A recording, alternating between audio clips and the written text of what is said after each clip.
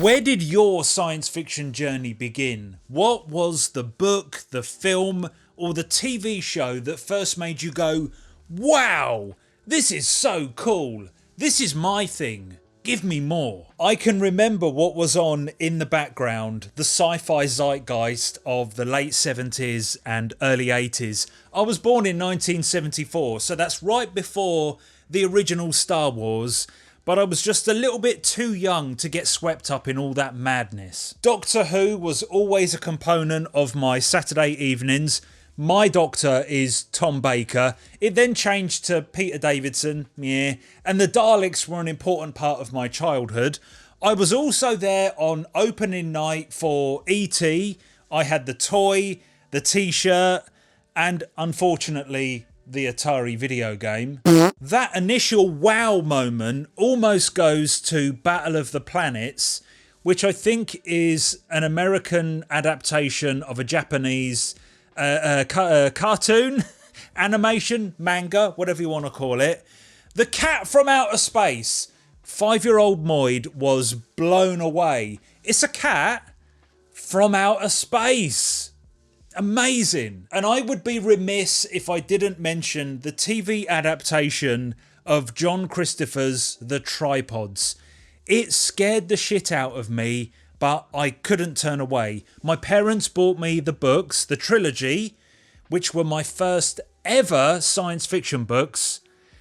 I knew then that I bloody love the end of the world. However, my 40-year-old love affair with science fiction really started with the British weekly anthology comic 2000 AD. One day, I walked into my local newsagent and picked up episode prog number 377. I don't have the actual comic anymore. That went missing decades ago. And it took me ages and ages to find the right edition because I wasn't too sure about the dates. But here it is, August the 4th, 1984. This is where science fiction began for me. And I suppose this is where Media Death Cult started, sort of. The anthology presentation totally worked on me. Every 7 days you got a fresh injection of a fragment of 5 or 6 different stories, and sometimes a standalone story as well. It was like being blasted with science fiction from multiple angles, mostly futuristic fiction. Obviously it's 2000 AD, lots of space and robots, but also some left field content, social issues and deeper subjects, most of which went way over my young head at the time. More on that in a minute. So from the age of 9 for about a decade, I gorged on characters like Rogue Trooper, who's a genetically engineered soldier, Strontium Dog, a mutant bounty hunter, and of course, probably the only 2000 AD character that you've all heard of, Judge Dredd. Dredd was, and still is, the poster boy for the comic, going all the way back to episode 2. He has the most stories, the most cover art. He's the most successful, eclipsing 2000 AD itself. He even has 2 Hollywood movies. Yes, there are 2. We don't revise history on this channel. At the time, Moid the Younger saw Dredd as a tough, take no shit, futuristic cop, which he is. Mega City 1 is a very dangerous place full of unsavoury characters, and Dredd and the other judges cleaned the streets and kept everyone safe. Simple. It wasn't until I was much older, only about 10 years ago, that I revisited some of these stories for a dollop of nostalgia.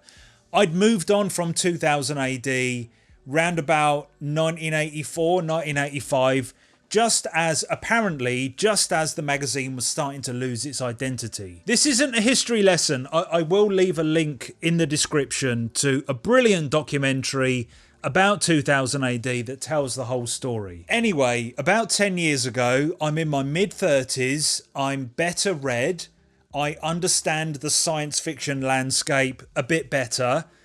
It turns out that 2000 AD was far edgier and far more fuck you than I ever realised. The magazine was born in Britain in the late 70s, a period of political turmoil and comparative social hardships. And you can really see the anti-establishment ideology of the whole creative team burning through in the comic. Judge Dredd is a brutal satire on our current capitalist model, a dystopian, I suppose, post-apocalyptic comment on a pseudo-communist, fascist state. It's all in there. So then I dive into the other characters and stories that I used to read and love as a kid, and I discover that they all have another layer of meaning for the time they were written, and for now. Zenith, created by Grant Morrison, was every bit as anti-superhero as Watchmen and The Dark Knight Returns, with its DNA all over The Boys and the current trend of subversive popcorn. Nemesis the Warlock, which I first read as a very cool and fun story about a dragon thing and a space monster church thing in space.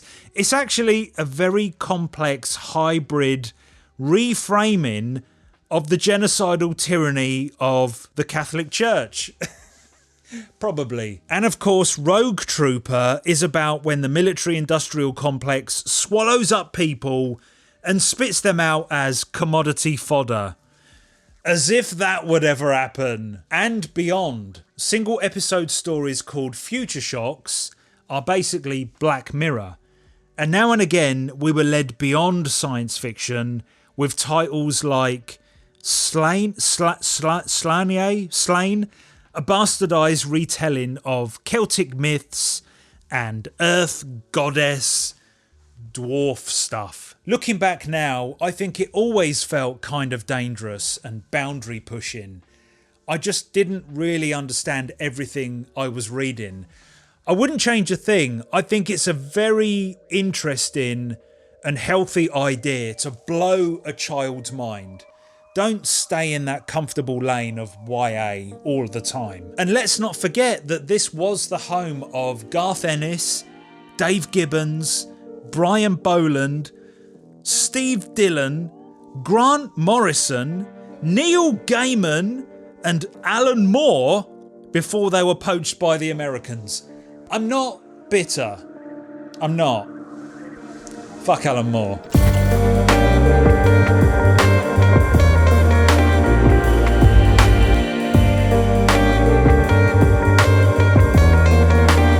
And that just about brings us up to date. Last year, I had what I like to call the great comic sell-off of 2022. I am a collector of all this wonderful stuff, as you well know, but I just can't keep boxes and boxes of this stuff in the loft, unread and unloved. So I sold the vast majority, almost my entire comic collection, including hundreds and hundreds of individual 2000 AD episodes. But I kept the trades, the graphic novels, if you like, and some of the stuff for nostalgia reasons. I've got the 2000 AD and Judge Dredd annuals from 89 to 91. I'll pop up a picture of them. They're not going anywhere. They're red, but they're still in mint condition. Probably worth a few pennies. I've got the Chronicles of Judge Dredd. These are all first printing, by the way. These were all bought as they were released, on day of release. Like these aren't picked up from comic shops nowadays. The Chronicles of Judge Dredd, The Dead Man, which is a huge spoiler if you haven't read it, that is about Judge Dredd. But mind blown as a kid when I read that. I've got the Batman and Judge Dredd crossover, Judgment on Gotham, which was drawn by Simon Beasley, who was my favourite artist at the time.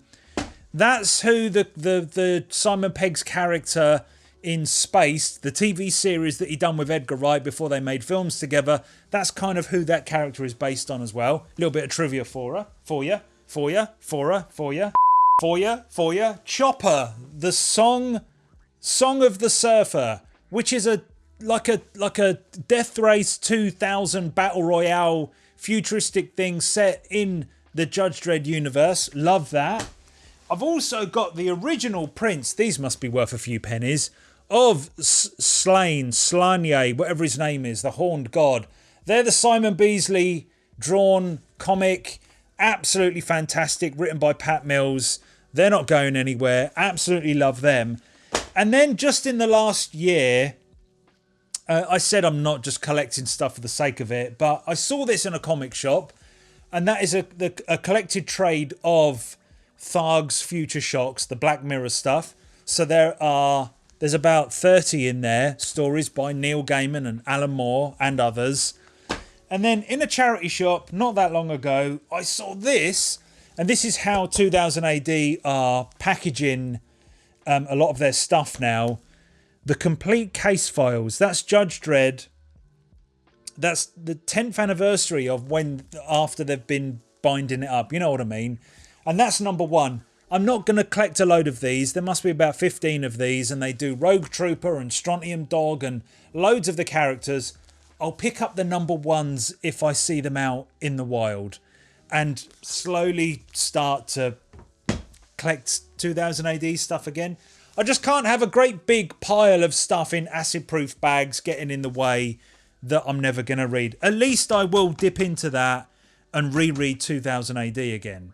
I think I would have discovered science fiction eventually in one way or another, but I'm so glad that I was exposed to something so out there at such a young age. You should seek out some of this stuff and read it for yourself. Let me know down in the comments where your science fiction journey started. How old were you? Was it love at first sight? You'll get bonus points if it was The Cat from Outer Space.